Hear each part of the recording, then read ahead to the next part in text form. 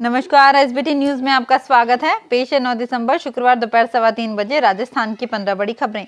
सबसे पहले एक नजर डालते हैं आज के हेडलाइंस पर। प्रदेश प्रभारी रंधावा बोली, कांग्रेस में अब नहीं बर्दाश्त होगी अनुशासनहीनता। सोनिया गांधी को जन्मदिन पर कांग्रेस नेताओं ने दी बधाई।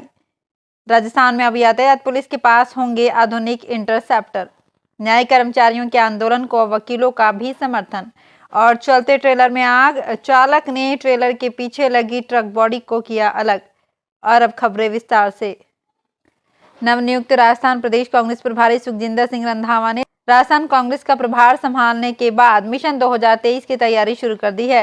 रंधावा ने कहा है कि मिशन 2023 की सफलता के लिए सबसे पहले संगठन को मजबूती से खड़ा किया जाएगा। रंधावा ने संगठन में रिक्त पड़े पदों को भरने के साथ साथ नए सिरे से नई विचारधारा के साथ ब्लॉक, जिला संगठन एवं राज्य स्तर संगठन को खड़ा करने को पहली प्राथमिकता बताया है। उन्होंने कहा है कि जल्द ही राजस्थान में संगठन से जुड़े सभी पदों को भरा जाएगा। कांग्रेसी नेताओं ने सोनिया गांधी को जन्मदिन की बधाई दी है। वे शुक्रवार को 76 वर्ष की हो गई हैं। वो कांग्रेस की सबसे लंबे समय तक सेवा करने वाली अध्यक्ष थी। मल्लिकार्जुन खड़गे के कांग्रेस अध्यक्ष बनने के बाद उन्होंने पद से इस्तीफा दे दिया था। सोनिया गांधी के जन्मदिन के अवसर पर खड़गे ने ट्वीट कर उन्हें बधाई दी। उन्होंने अपने ट्वीट में लिखा है कि उनके समर्पण, अदम्य भावना और गरिमा ने लाखों लोगों को प्रेरित किया है। वहीं पार्टी महासचिव रणदीप सिंह सुरजेवाला ने उन्हें दया, बलिदान, समर्पण और साहस का एक अवतार बताया। उनके पार्टी अध्यक्ष रहते हुए कांग्रेस ने केंद्र में 10 वर्ष तक शासन किया। राजस्थान में अब यातायात पुलिस के पास आधुनिक सुविधाओं से लैस इंटरसेप्टर होंगे। इनमें सभी तरह की तकनीकी सुविधा होंगी। मुख्यमंत्री अशोक गहलोत गुरुवार शाम पुलिस मुख्यालय पहुंचे, जहां सीएम ने इंटरसेप्टर का अवलोकन किया। अतिरिक्त महानिदेशक पुलिस वी.के. सिंह ने बताया कि ये 25 इंटरसेप्टर्स जीपीएस, वाईफाई व इंटरनेट तकनीक से लैस हैं। इनमें उच्च गुणवत्ता के हाई डेफिनेशन कैमरा सहित 1 किलोमीटर दूरी से वाहनों की गति मापने की क्षमता की स्पीड लेजर गन उपलब्ध है। राजस्थान में अधिवक्ताओं ने न्याय कर्मचारियों की मांगों को जायज ठहराते हुए हाईकोर्ट प्रशासन से मांग की है कि वे जल्द से जल्द इस मामले में हस्तक्षेप कर समाधान निकालें, ताकि आम लोगों को राहत मिले। साथ ही उन्होंने कहा कि यदि ऐसा नहीं होता है तो इस संबंध में जनहित याचिका लगाई जाएगी। एडवोकेट पूनम चंद भंडारी ने अधिवक्ता डॉक्टर डी.एन. शर्मा के जरिए राजस्थान हाईकोर्ट के रजिस्ट्रार को नोटिस दिया है। इसमें 24 घंटे में न्यायिक कर्मचारियों की मांगे मानने की बात कही गई है। बीकानेर जयपुर नेशनल हाईवे पर बजरी से भरे ट्रेलर में अचानक आग लग गई। हालांकि इस हादसे में कोई घायल नहीं हुआ है, लेकिन आग से ट्रेलर के आगे का हिस्सा काफी जल गया। चालक ने बुद्धिमानी दिखाते हुए ट्रेलर के पीछे के हिस्से को अलग कर दिया। दरअसल शुक्रवार सुबह बजरी से भरा एक ट्रेलर श्री डूंगरगढ़ से बीकानेर की ओर जा रहा था। इस दौरान शेरुना गांव के पास इस ट्रेलर से धुआं निकलता दिखाई दिया। किसी राहगीर ने ट्रेलर चालक को चेताया तो उसने सड़क किनारे रोककर ट्रेलर के पीछे के हिस्से को अलग कर दिया। आग से ट्रेलर को काफी नुकसान हुआ है। जालौर के सरकारी अधिकारी अपने परिजनों के जन्मदिन सहित अन्य समारोह इंदिरा रसोई में मना रहे हैं। वे लोगों को अपनी जेब से न केवल भरपेट भोजन करवा रहे हैं, वरन मिठाई और देसी घी से चुपड़ी हुई रोटी भी जरूरतमंदों को खाने को मिल रही है।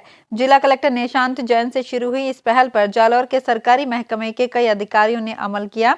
इससे सरकार को भी फायदा हो रहा है और अधिकारी भी जनता के साथ सीधे संवाद भी कर रहे हैं। बीकानेर पुलिस में प्रमोशन के इंतजार में कई सिपाही, हवलदार और सहायक उपनिरीक्षक सेवानिवृत्त हो गए हैं। पिछले 3.5 साल से सिपाही से हेड कांस्टेबल से एएसआई की पदोन्नति प्रक्रिया अटकी हुई है। बीकानेर रेंज में 135 हेड कांस्टेबल्स के पदों पर सिपाहियों को पदोन्नत कर पद स्थापित किया जाना है, लेकिन पहले कोरोना और अफसरों की लेट लतीफी से पदोन्नति नहीं की जा रही है। इसका खामियाजा छोटे पुलिस कर्मियों को भुगतना पड़ रहा है। कई सिपाही हेड कांस्टेबल एएसआई बनने का सपना लेकर ही सेवानिवृत्त हो गए। शिक्षा विभाग ने प्रदेश भर के करीब 1,500 कर्मचारियों को अतिरिक्त प्रशासनिक अधिकारी के पद पर पदोन्नत कर दिया है। खास बात यह रही कि अधिकांश कर्मचारियों को उनके गृह जिले में ही पदस्थापित किया गया है। प्रारंभिक व माध्यमिक शिक्षा निदेशालय के कर्मचारियों में भी ज्यादातर यही पदस्थापित हो गए। ऐसे में पदोन्नति से इस बार कर्मचारी परेशान कम हुए हैं। इन कर्मचारियों को तुरंत नए पद पर कार्यभार ग्रहण करने के आदेश दिए गए हैं। शिक्षा मंत्री डॉक्टर बी.डी. कल्ला के गृह जिले में पदोन्नत कर्मचारियों के स्थान परिवर्तन के निर्देशों की पालना नहीं हुई है। अलवर ग्रामीण विधानसभा क्षेत्र में मालाखेड़ा के आसपास कांग्रेस नेता राहुल गांधी व पूर्व डिप्टी सीएम सचिन पायलट के लगे पोस्टर फाड़ने का मामला सामने आया है। यहां के कांग्रेसी कार्यकर्ता संतराम पटेल ने आलाकमान को शिकायत भेजी है, जिसका कहना है कि मालाखेड़ा के आसपास राहुल गांधी व सचिन पायलट के पोस्टर व कुछ होर्डिंग लगवाए गए थे, जिन्हें रात को फाड़ दिया गया। राहुल गांधी के भारत जोड़ो यात्रा के अलवर आगमन से पहले फोटो व होर्डिंग को लेकर विवाद सामने आया है। उदयपुर के नीमच माता मंदिर पर देर रात चोरों ने धावा बोलकर बड़ी वारदात को अंजाम दिया। रात करीब 2 बजे 4 चोर मंदिर परिसर में आए और वहां सो रहे चौकीदार को बंधक बनाकर चोरी की।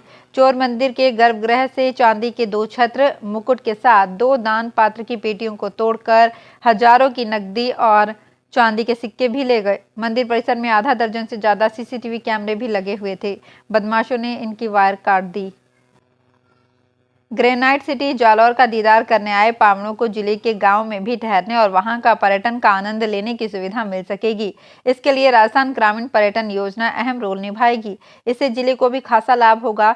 जालौर में सैलानियों के लिए न केवल कई ऐतिहासिक स्थल व दर्शनीय स्थल हैं, अपितु जालौर की कला एवं लोक संस्कृति से रूबरू होने व रोजगार के सुअवसर भी हैं। योजना में अच्छी बात यह भी है कि इससे गाँव में भी गेस्ट हाउस खोलने का अवसर मिलेगा। भीलवाड़ा में टेक्सटाइल उद्योग के विकास व विस्तारीकरण के लिए आगामी बजट में प्रावधानों के लिए मेवाड़ चैम्बर ऑफ कॉमर्स का एक प्रतिनिधिमंडल ने राज्य के वित्त सचिव बजट रोहित गुप्ता, वित्त सचिव राजस्व डॉक्टर के पाठक, राज्य वाणिज्य कर आयुक्त डॉक्टर रवि कुमार सुरपुर एवं राजस्थान प्रदूषण नियंत्रण मंडल RPCB के चेयरमैन नवीन महाजन से मुलाकात की। जैन ने बताया कि भीलवाड़ा में डेनिम उद्योग के विकास के लिए महाजन से चर्चा की गई। डेनिम उद्योग का तेजी से विकास हो रहा है। भीलवाड़ा में कोठारी नदी पर निर्माणाधीन ओवरब्रिज में घटिया निर्माण सामग्री का उपयोग किया गया या नहीं, इसकी जांच के लिए जयपुर की Malaviya National Institute of Technology team के शनिवार को भीलवाड़ा आने की संभावना है। MNIT associate dean doctor Arun Gaur ने बताया कि नगर विकास न्यास का पत्र मिला है। उसके आधार पर उनके नेतृत्व में शनिवार को टीम भीलवाड़ा आएगी। ये टीम ओवरब्रिज क्षतिग्रस्त होने के कारणों की जांच करेगी। वेटरनरी विश्वविद्यालय के संगठक एवं संबद्ध वेटरनरी कॉलेजों में उपलब्ध सीटों पर BVSC एंड AH डिग्री पाठ्यक्रम में प्रवेश आवंटन के लिए ऑनलाइन काउंसलिंग के बाद अब फीस जमा कराने के लिए कैंडिडेट्स को बीकानेर आना पड़ रहा है। दरअसल अलग अलग कॉलेज में सीट आवंटन के बाद प्रमाण पत्र सत्यापन कर शुल्क जमा करवाने के लिए व्यक्तिगत रूप से बीकानेर वेटरनरी कॉलेज में बुलाया गया है। बीकानेर में ऑफलाइन काउंसलिंग में प्रमाण पत्र जाँच एवं फीस जमा करवाने के बाद प्रवेश सुनिश्चित किया जाएगा। तृतीय राउंड की काउंसलिंग ऑफलाइन मोड में 17 दिसंबर को होगी। मैं भी बाल सरपंच अभियान में गुरुवार को बीकानेर जिले के नोखा विधायक बिहारी लाल बिश्नोई ने बाल प्रतिनिधि से संवाद किया। ऑनलाइन हुए इस सत्र का विषय प्रशासनिक सेवा और राजनीतिक चुनौतियां था। ये वही बाल प्रतिनिधि बच्चे थे जो प्रदेश भर में हुई बाल पंचायतों से चुनकर आए थे। इस ऑनलाइन सत्र में जयपुर से लावण्या, श्रीगंगानगर से हिमांशु पूनिया और करौली से रमाकांत शर्मा ने वेलकम स्पीच, अतिथि परिचय और धन्यवाद ज्ञापन दिया। संवाद में विधायक बिश्नोई ने कहा कि विदेशों में भी जनसभाओं में बाल प्रतिनिधि की व्यवस्था है। तो फिलहाल इस बुलेटिन में इतना ही, फिर हाजिर होंगे कुछ और बड़ी खबरों के साथ। अगर आप भी अपने आसपास की छोटी बड़ी और महत्वपूर्ण खबरों से अपडेट रहना चाहते हैं तो सब्सक्राइब कीजिए हमारे चैनल SPT न्यूज को और प्रेस कीजिए बेल आइकन पर।